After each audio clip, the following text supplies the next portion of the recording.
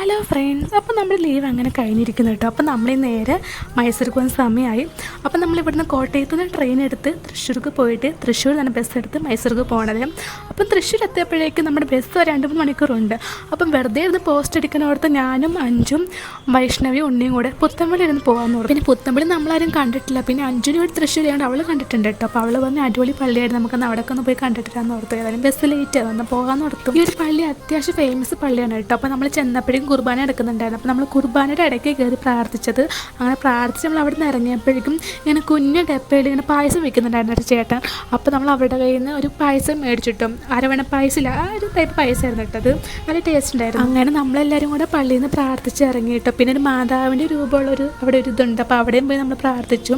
സത്യം നമുക്ക് എല്ലാവർക്കും ആ പള്ളി ഭയങ്കര ഇഷ്ടമായി കേട്ടോ. നല്ലൊരു പള്ളി, നല്ലൊരു പോസിറ്റീവ് ആയിട്ട് അവിടെ ചെല്ലുമ്പോഴേക്കും. അങ്ങനെ നമ്മൾ അവിടെ നിന്ന് പ്രാർത്ഥിച്ചിറങ്ങി. പിന്നെ നമ്മൾ നേരെ ബസ് സ്റ്റാൻഡിലോട്ട് പോയി കാണാം. പിന്നെ ടൈം കുറവായിരുന്നു കേട്ടോ. അപ്പോൾ ബസ് വരെ സമയം കൂടെ, പിന്നെ നമ്മൾ നേരെ ഓടി സ്റ്റാൻഡിലെത്തി.